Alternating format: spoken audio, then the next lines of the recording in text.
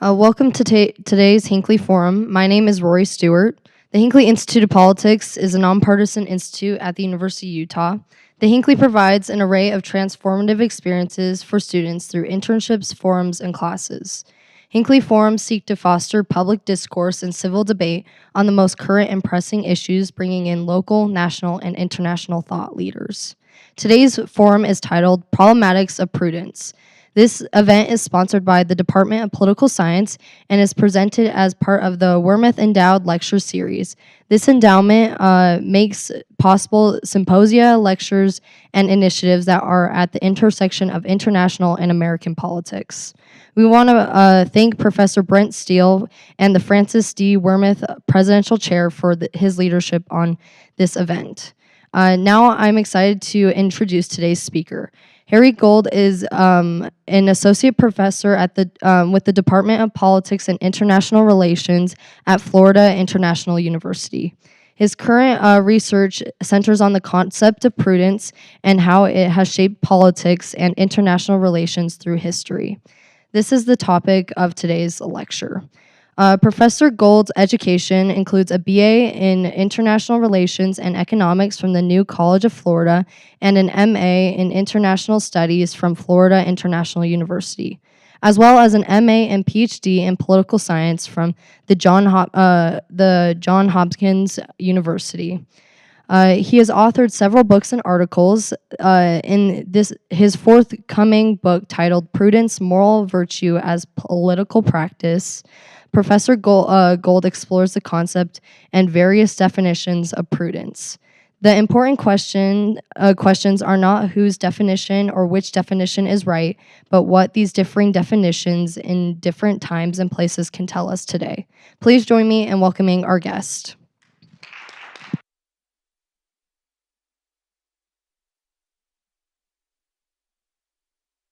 I can't tell you how pleased I am to be here. This is a very pleasant change from Miami. We often claim we want leaders who act prudently. We want them to formulate prudent policies. We want them to act upon prudent policies. And this is so deeply ingrained in modern political sensibilities that these statements are almost tautologies. It's good to be prudent because being prudent protects you from hubris. So it protects you from foolishness. It protects you from folly and harm. If we look at some of the recent-ish debates about the appropriate responses to the Russian invasion of Ukraine, they are framed by various political commentators, often in terms of prudence, about trying to balance the need to halt and discourage further Russian aggression against the threat of escalating the conflict into some Europe-wide war or even triggering a nuclear war. And I'd like to be able to claim that I came to such an important topic because international events like that brought problems arising from a failure to be prudent to light. But that would be a lie. My interest is actually more academic. It's literally more academic. I began thinking about prudence in my undergrad teaching several years ago when, in the course of 2 consecutive days, I found that word being used in seemingly totally incompatible ways in the readings that I had assigned in 2 of my undergrad classes. And I was struck by that this word was being used to mean completely different things.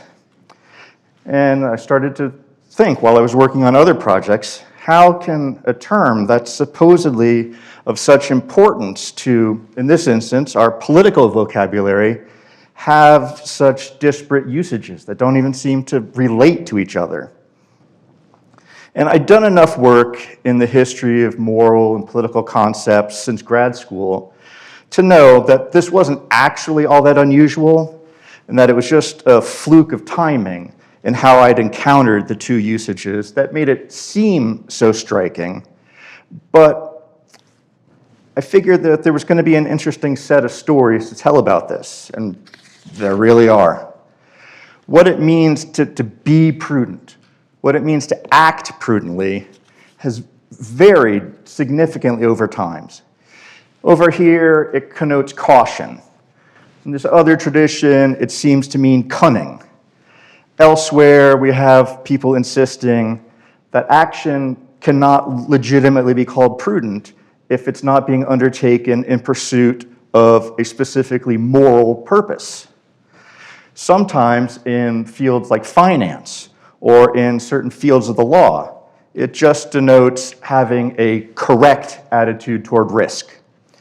So even just in contemporary usage, whether it's popular or whether it's academic, we can find these kind of inconsistent usages that don't seem to have much in common.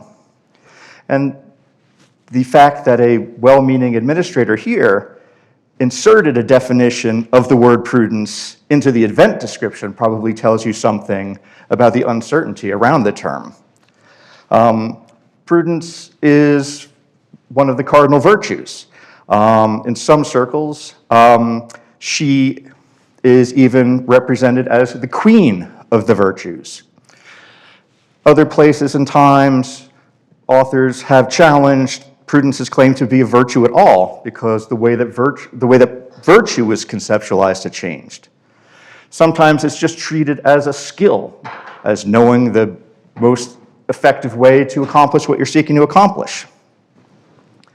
And in correlation with all of those changes, prudence has also had a shifting relationship with morality. At some points, it was understood as a defining feature of moral behavior, while since the 18th century, it's sometimes been regarded as completely distinct from morality and specifically inferior to moral considerations. So given dynamics like this, the frustration voiced by people like Manali Kumar in her 2023 European Journal of International Security article that, quote, even though discourse about prudence seems ubiquitous, the meaning of the concept remains elusive, well, that's understandable. So is the frustration voiced by Ire Alim in her 2023 article that the term prudence has not been properly operationalized so far. Understandable. But I think, despite being understandable, both authors are missing the point. Because, as Nietzsche told us long ago, only that which has no history can be defined. And there's a lot of history. And when I began digging around in the secondary material, just to see what authors had been writing about the history of prudence, just to make sure that I wasn't about to write a book that had already been written, something I found was that authors were commonly asserting that there's one correct understanding of prudence, and one correct understanding of the adjective prudent, and that any other usages were simply incorrect, or even worse, they were corruptions. And it's not probably surprising that the people making that latter sort of claim tended to be theologians. So I'd find arguments like, the meaning of prudence has gone far astray since St. Thomas defined it. The truth was figured out, and everything else is deviation from it. Or claims like Thomas Hobbes has radically disfigured the concept of prudence. Theologians, of course, love a good story about how we've fallen from some prelapsarian true conception of a thing into something corrupt, something that debases, in this instance, real prudence. But I think, again, there are obvious problems with this kind of claim. I'm more inclined to this sentiment. Prudence continues to be a dynamic and changing concept. And the usages suggested by the former sort of authors, theologians, harken back to figures like St. Thomas Aquinas, and we find that they're pretty remote from the way that prudence is used in much of modern politics and even in much of modern moral philosophy. And these theological defenders say, well, so much the worse for modern politics. It's been corrupted. So much the worse for political theory and philosophy. But they refuse to acknowledge that the meaning of concepts and the moral valence of concepts changes with the context and purpose of their usage, and in the context of the language games in which they're being employed. For any of you studying international politics, you'll recall that Thucydides discussed a particularly sinister manifestation of this dynamic in great detail in Book 3 of the History of the Peloponnesian Wars. But returning to prudence, we have to question the viability of freezing a concept's meaning once and for all, like a bug caught in amber from the Jurassic period. Again, meanings change with context. That's how language works. They change across historical periods. And again, as Nietzsche suggested, only that which has no history can be defined. Or as the historian Quentin Skinner elaborated in terms of actually doing this kind of research, concepts which have histories and have been immersed in ideological debates necessarily escape definition. If they have highly contested histories, they can't have neutral definitions because the definitions themselves are always contested. One therefore abandons any attempt to write grand narratives of our key concepts, conceding that often we can only hope to write genealogies in which the different ideological uses of our concepts are displayed. Another way of looking at this was suggested by the philosopher Ludwig Wittgenstein, who suggested that to understand a concept is just to know how to use a word. So to grasp the concept of prudence is just knowing how to use it in a particular context, a particular political setting, particular language game. The philosopher Richard Rorty said, if, as Wittgenstein suggested, a concept is just the use of a word, and if the proper use of the words is always going to be a matter of controversy, it's not clear how philosophical analysis of the meanings can help. And if there's no such thing as meaning to study, but only the constantly changing uses of words to be traced, there's no such thing as having attained conceptual clarity. Philosophers who are willing to give up on that claim should be resolved to be satisfied with narratives rather than with analyses. And that's what I do in the book. There's no history of prudence as a single concept to be traced from some pristine origin to modern usages. There's no such straightforward history to be written. There are histories, plural, of prudence, but there's no single linear history because the term prudence and related terms have been used in ways that stretch in all sorts of directions. Going back to Skinner for a moment, he argued the mistake lies not merely in looking for the essential meaning of the concept as something that must necessarily remain the same, but even in supposing that there needs to be any such essential meaning to which individual writers contribute at all. There's no determinate concept, in this case about prudence, to which various writers have contributed, but only a variety of statements made by a variety of different agents with a variety of different intentions. There's no history of the concept to be written. There's only a history of its various uses and of the varying intentions with which it was used. So in terms of my project, this means telling the story about these different usages, why they came about. The book, at least in the first half, tells stories about words, about our shared political, ethical vocabulary, and how we've changed the ways that we use these terms.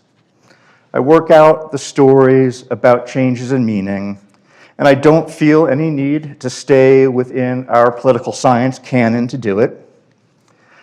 And because within our field, I think of myself, like my host, Professor Steele, as primarily an ethics and international relations person, changes in the moral valence of our terminology are especially interesting to me and are probably the biggest part of the stories that I tell.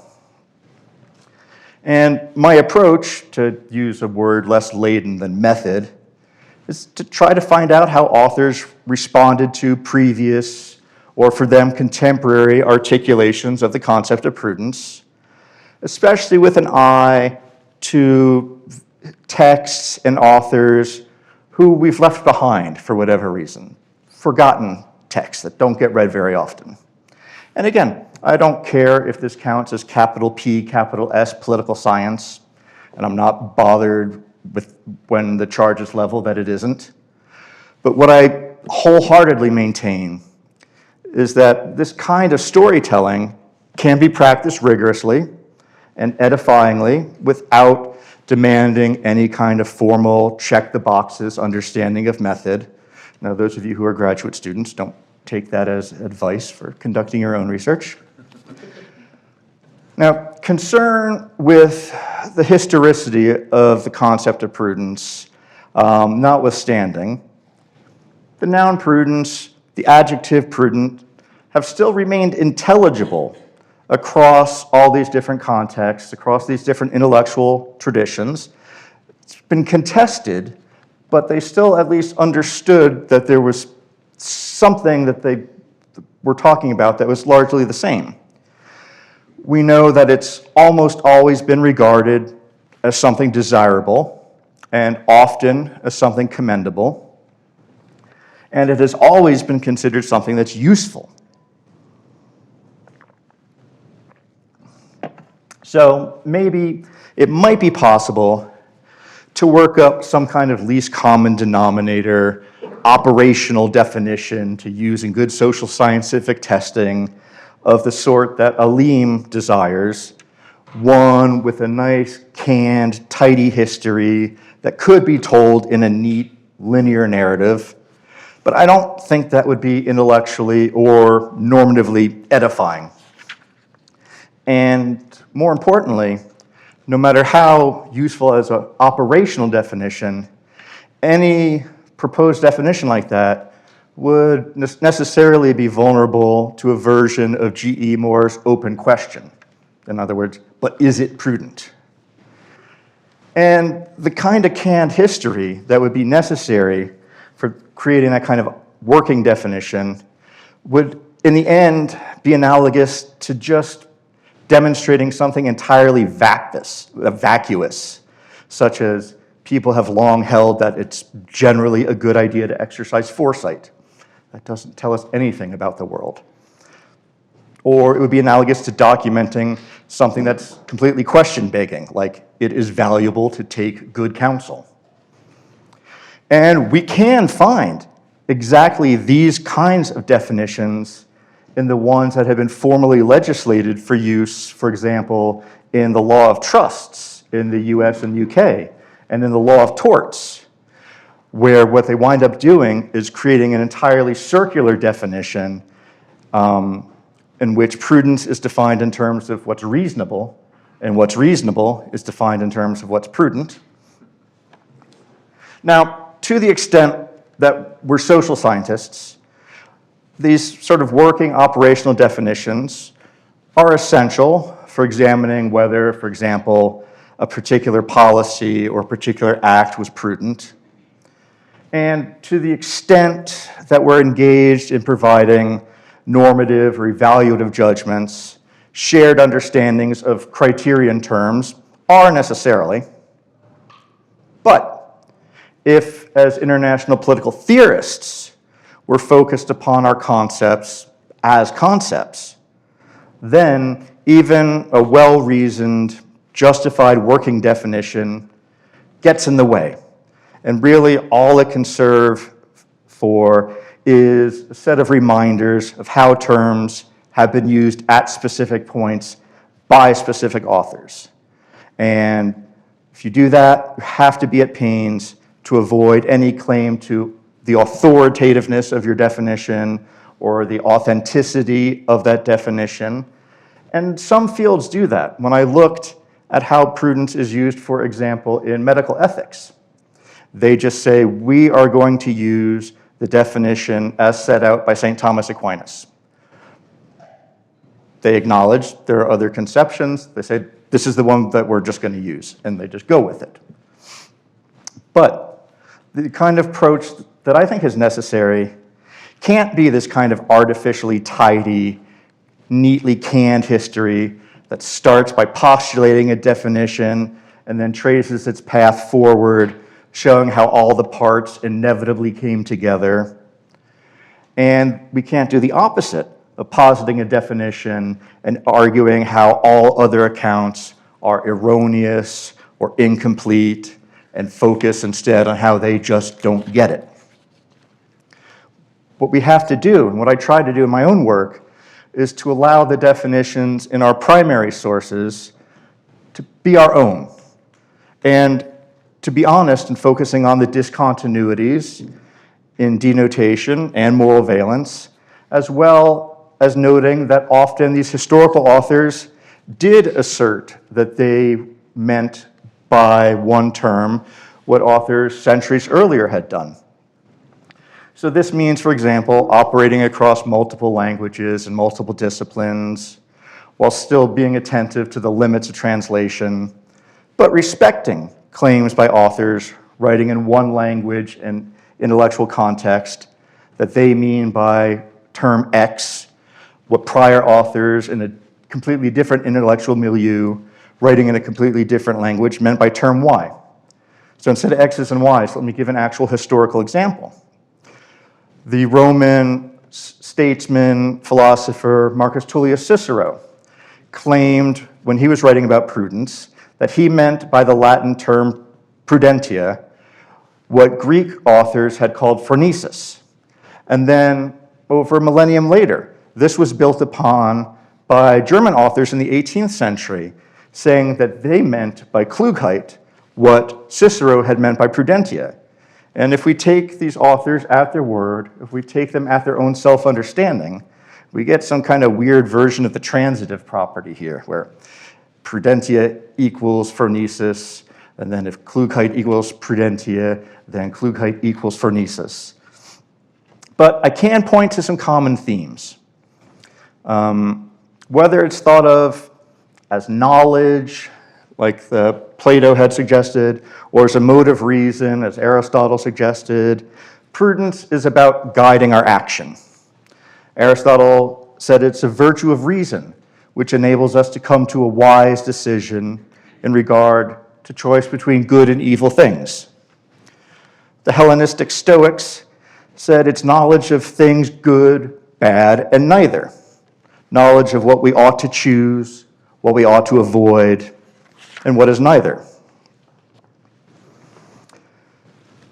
We could go on through the millennia with certain examples. We jump ahead to the 16th century. Thomas Hobbes said prudence is an intellectual virtue by which a man is able to deliberate well concerning anything leading to felicity. In other words, choosing the things that's going to lead to happiness. So it's about choosing a course of action. And the various constituents of prudence that have been laid out by various authors like Aristotle and Cicero, whom I've mentioned, Macrobius, even Kant in the 18th century, are all basically deliberative faculties or evaluative faculties. And one way that we can literally see this is in the visual iconography of prudence. From the classical world through to about the early 19th century, prudence was a common theme in artwork. Representation of the virtues generally was a common theme. And there is a visual language of prudence, which is rich in symbols, first of all, of vision and sight, but also things like weighing and measuring. But I'm not going to spend any more time taking you through all the various histories and the twists and turns and setting authors and visual artists in their contexts as a way to make sense of what they claimed, why they claimed it. Instead, I'm going to go back and spend the rest of my time putting all that to work by turning back to those current events that didn't actually inspire the book. So If you go back to publications like Foreign Affairs, Foreign Policy, right around the time of the outbreak of the Ukraine War, you find pieces written by people like John Mearsheimer, Stephen Walt, or the late Henry Kissinger. There is a whole lot of "I told you so" in those pieces. And I admit, those are the sweetest words in the English language. There's great pleasure in saying "I told you so" to somebody. As a step-parent, I especially appreciate that. But these figures, and some others sort of in their circle, kept making the claim, and some continue to, that the West forced Russia's hand, or forced Vladimir Putin's hand, by imprudently creating a supposed existential threat to which Russia had no choice but to respond forcibly. We were imprudent by offering the possibility of Ukraine joining NATO, for example. Now, rather than evaluate the claims that these guys were making, or rather than evaluate Stephen Walt's related claim that apparently nobody but him understands the security dilemma, I want to look instead at what's going on with their claims to basically owning the concept of prudence.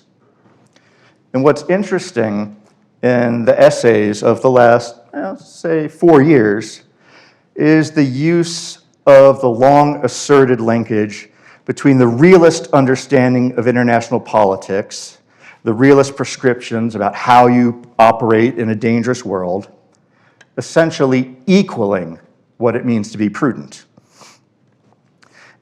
And even if you don't accept the starting point of my presentation, that how we conceptualize prudence does not have a single right definition, even if we treat it as what W.B. Gowley long ago called an essentially contested concept.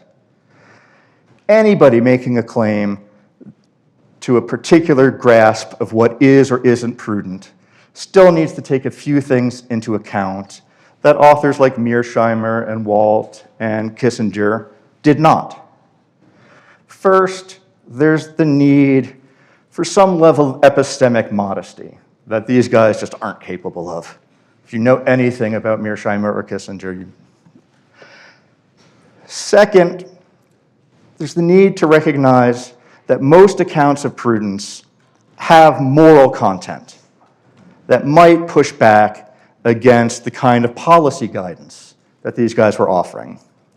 And really, neither of those two reminders is saying anything more than that, again, the calculus of reason, or excuse me, the calculus of realism is not the only understanding of prudence.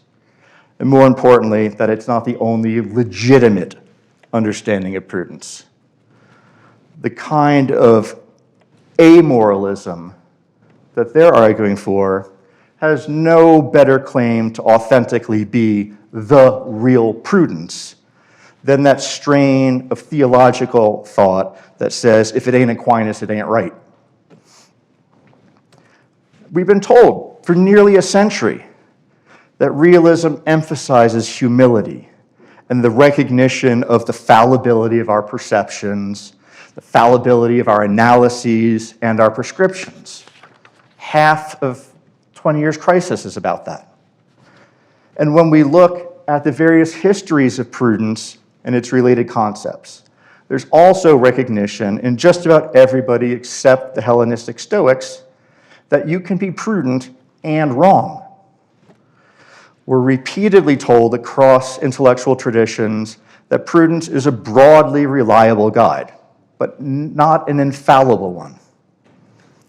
Aristotle, for example, clearly held that phronesis, his Greek term, could never have the same degree of certainty as episteme, because phronesis deals with the world of human volition, deals with a world that's variable, and it can't have the same certainty of the physical world that we get with techne. And in early modern accounts, like that of Thomas Hobbes, whom I mentioned earlier, prudence could never be as certain or as reliable as science. but it could be well-informed inference about what might happen in the future based upon what had happened in similar events in the past. But again, there is a certain degree of modesty there and a certain recognition that you're not infallible. The other element, at least for me, that causes discomfort with the Mearsheimer-Kissinger position is the content of the prescriptions, the so supposedly prudent prescriptions that the West abandon Ukraine, and that Ukraine accept peace on whatever terms Russia offers, including whatever territorial terms are demanded. Now, obviously, just seeing that something demanded by one set of considerations might conflict with moral considerations, that's not any kind of insight. And much of classical ethics was devoted to showing that conflict there was only apparent. But again, there's a recurring theme throughout the various histories of prudence that morality was an essential part of prudence. Now, there are also related views that prudence is an essential part of morality, that you cannot be moral without being prudent. And this was used, for example, by some of the patristic authors in the early days of Christianity, arguing against some of the practices of mortification of the flesh. And relatedly, other views like the Stoics set out that imprudence is a form of impiety, and that somebody who is imprudent is actually an enemy of the gods. But even though there's one tradition saying morality and prudence are inseparable, there are certainly figures from early on who argue that they're entirely distinct domains, and I think the realists see themselves as descendants of these traditions. And there are others yet who consider prudence and morality to be potentially even opposed. And maybe what's going on in these Ukraine debates is, in D.H. Ross's terminology, a question about failing to distinguish the good versus the right, or more charitably, maybe prioritizing the good and ignoring whether it conflicts with what's right. In other words, the substantive good of ending a war or keeping it from going nuclear, in some of the overwrought early essays, is weighed against the moral rectitude of allowing the dismembering of a country against the will of its people. But returning to a previous point for just a moment, from as early as Aristotle, there was an understanding that one is only displaying prudence if they're acting in pursuit of a morally good end. In Book 6, Section 12 of Nicomachean Ethics, he wrote that phronesis is concerned with acts that are just, noble, and good, and that it is impossible to be prudent without being good. And in this tradition, using our faculties to pursue something other than a morally good end isn't necessarily vicious in itself, but in that tradition, the one that fed into the Western theological tradition, it's not prudence either. It's just simply being clever, just morally neutral. And obviously, just because there is this tradition, that doesn't settle matter. I just use Aristotle for the moment to show that there is an understanding of prudence out there, one that is given much weight, that tells us that if we have moral discomfort with some putatively prudent advice, maybe there's a legitimate reason for it. It should at least be understood that not everyone will agree with the prudence of the political guidance to just tell Ukraine to suck it up and call it a day. And if I wanted to belabor the point, we could look at Cicero's claim that prudence is knowledge of things that are good or bad and how to choose. Or we could look closely at St. Thomas Aquinas and his theological predecessors and his three-part typology of different prudences, all of which are predicated upon the moral goodness of the motivating purpose.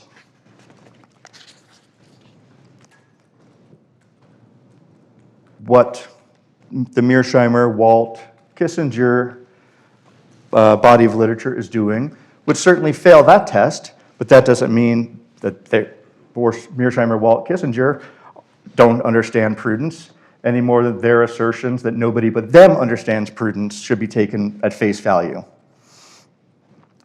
And the question about the role of prudence as one of the cardinal virtues, serving as a link to the theological virtues, is also relevant here.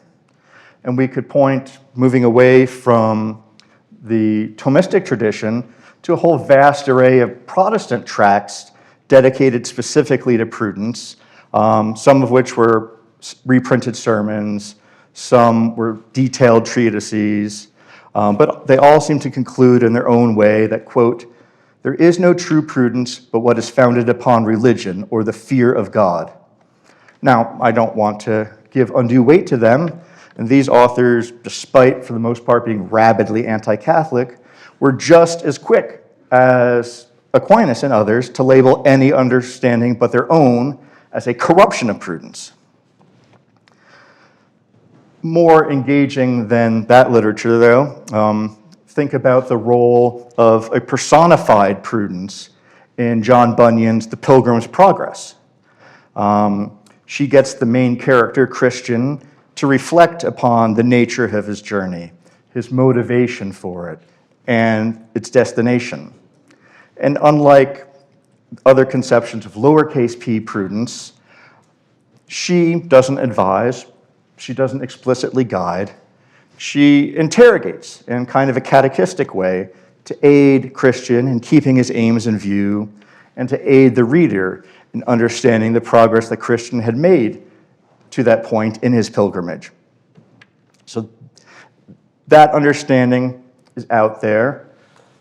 Mearsheimer, Walt, Kissinger, not interested in it. They want to make it amoral. That's fine. That is an understanding. But there's this other one as well, with just as distinguished a pedigree. Out there also, we have a whole tradition beginning at least with the Roman statesman and historian Tacitus, in which the focus on prudence is on getting by and doing what needs to be done. Much like the realist self-understanding and much like the realist view of prudence. And we can see this view of prudence in authors like Machiavelli and Francis Bacon, and a lot of less well-known Renaissance neo-Taciteans like Guicciardini, Isaac Dorislaus, Leonardo Bruni, and, at least in some of his works, Justus Lipsius.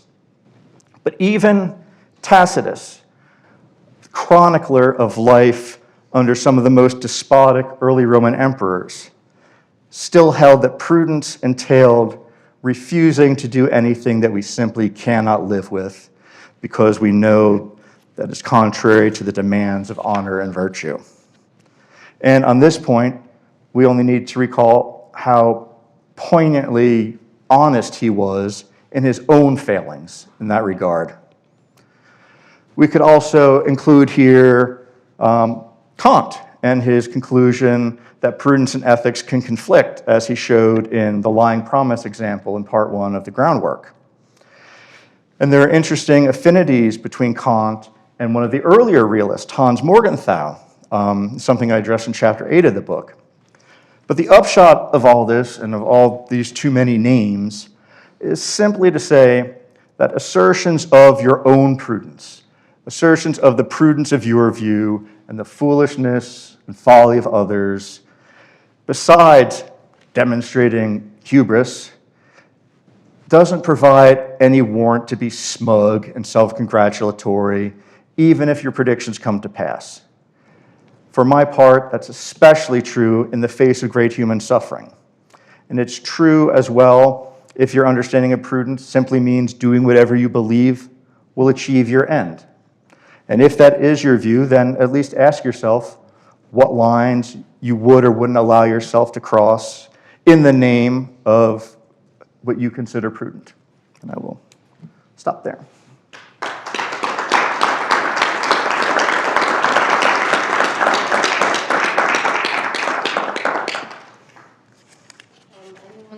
Anyone that has questions, raise your hand, and then I can pass the mic over to you.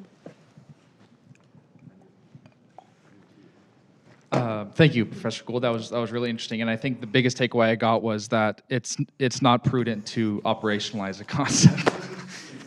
If it's useful to you, but yeah, be modest Yeah. about it being anything more than my usage here and now for this specific purpose.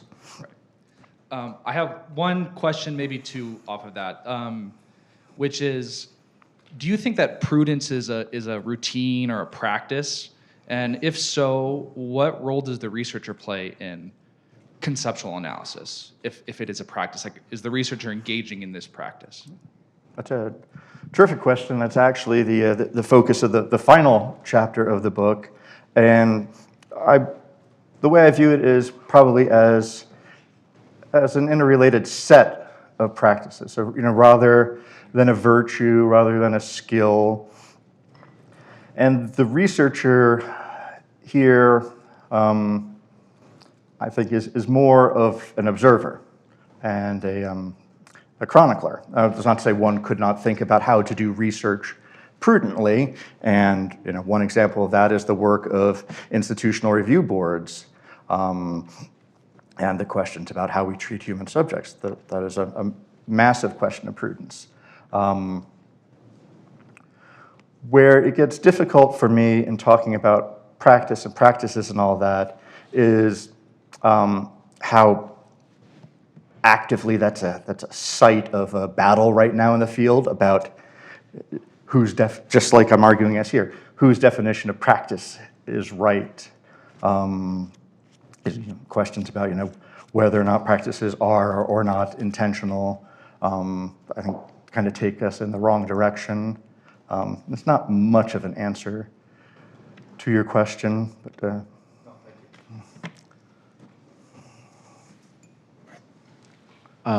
My question is sort of, it's building off of his, but I guess instead of from a research perspective, it's more from like a general life perspective.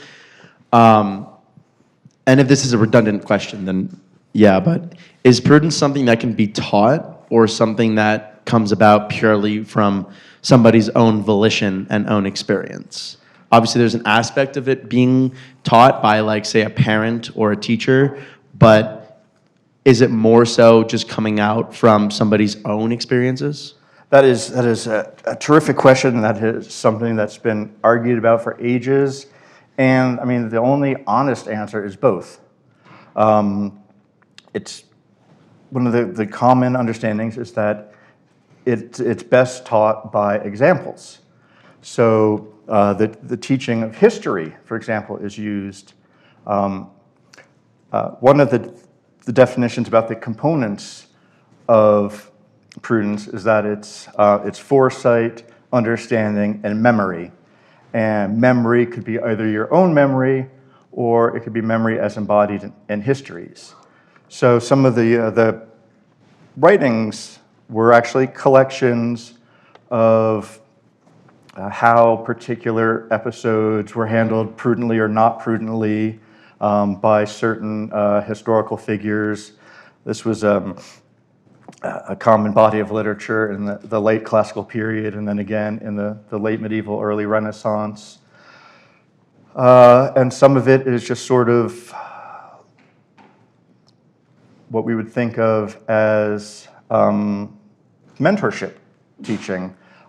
Just like we would learn a physical trade or a skill by watching someone with expertise doing it and then trying it ourselves and getting feedback, we would do that the same way with life skills like prudence.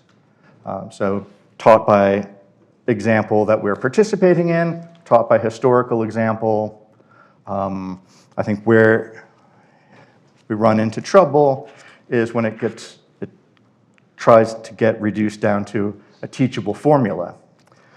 There's one version of this that I find absolutely fascinating.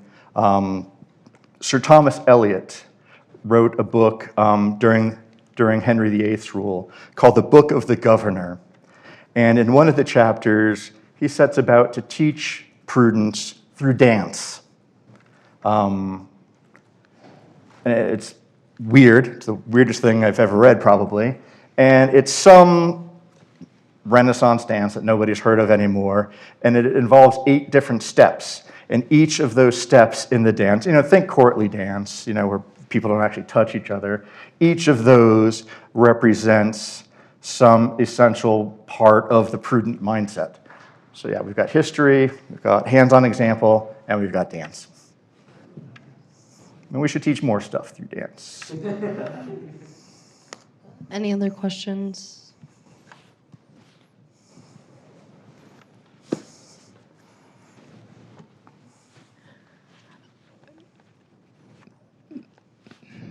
My strongest thought is women and minorities, because as you were talking, I don't think you quoted any women or minorities.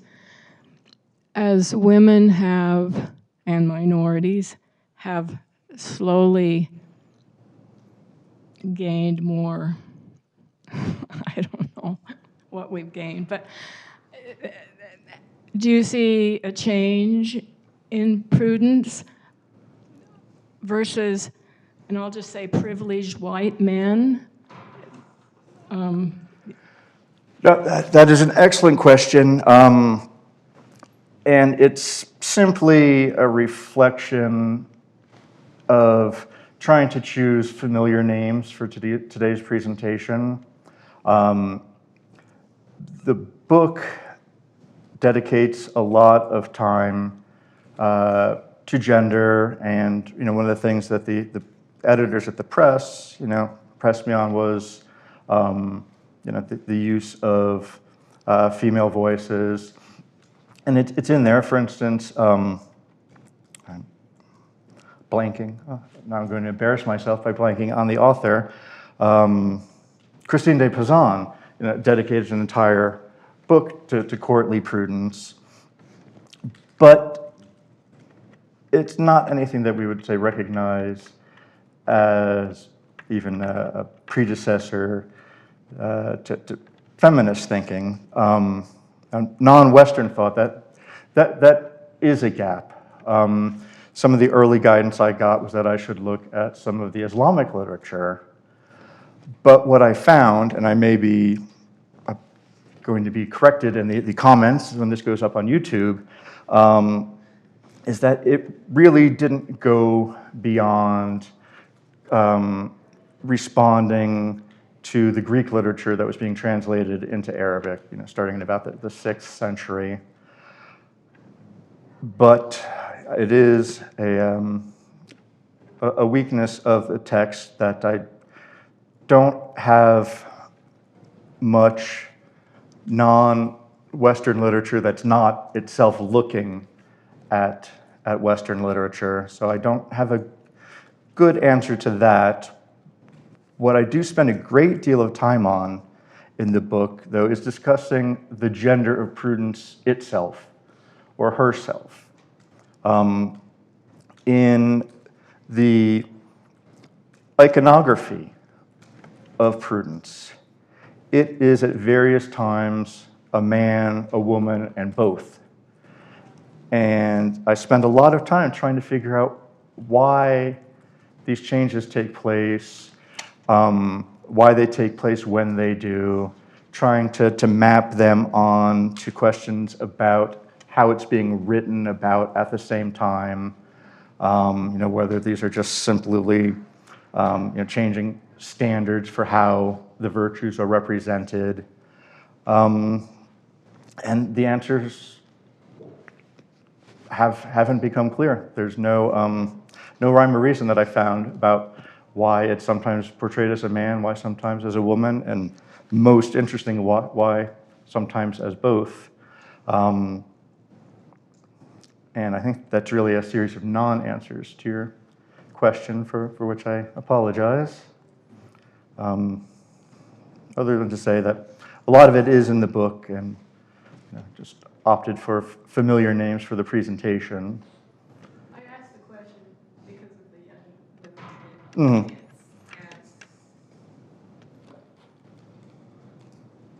and my experience has been that there aren't enough role models, for me, female role models in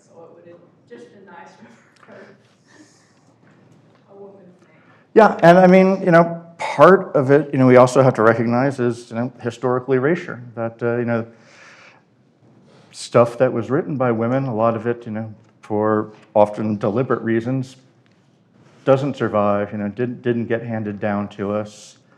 And often, as is still the case, things that were written then by women had to be put in terms that were unthreatening to the main lines of discourse at the time, which is why, for instance, I think what Christine de Pizan has to say about prudence is so different from the views that she sets out in The City of Women, which I think we can read as a proto-feminist text. But yeah, I mean, it's very hard to point to any female authors from the ancient world, other than a few poets, because it just doesn't survive. And some of the medieval theological literature on prudence was written in some instances as bits of correspondence between a man and a woman, but it was almost always the man talking down to the woman. Later on, there was a correspondence between Kant and an aristocratic German woman asking for moral guidance, and central to this were questions about prudence. And she posed the questions, and then he proceeded to lecture her. So it's hard until 20th century sources, which I didn't really get into in this piece, where we start to see serious female engagement with this topic. So if we were to move what I had talked about here forward to modern contemporary discussions about virtue ethics and moral philosophy, that's an area that is almost numerically dominated by women, and they have much more interesting things to say than most of their male colleagues. That I left it out. Again, I was just for wanting to have familiar names for the audience. But as this was a question for the women in the audience, I apologize to you as well. Any more? This will probably be our last one. What is it about researching prudence that you find personally compelling? Wow.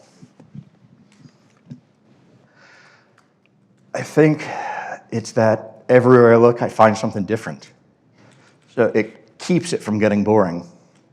Those of you who are grad students, a bit of advice. Whether you're an MA student looking for a thesis topic, PhD student looking for a dissertation topic, choose something that you are going to be able to stay with for a long period of time. As I've told a number of my students, it's going to be the longest relationship you've had to this point in your life. So choose your partner well.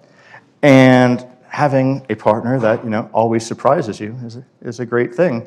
And the linkages that I found to all these other fields that were never part of my intellectual horizon, like medical ethics or tort law, that they are, at least on the face of things, dealing with stuff that I find interesting, that even though I've never set foot in a medical school or a law school, I think that's great and something that keeps me coming back and keeps me interested.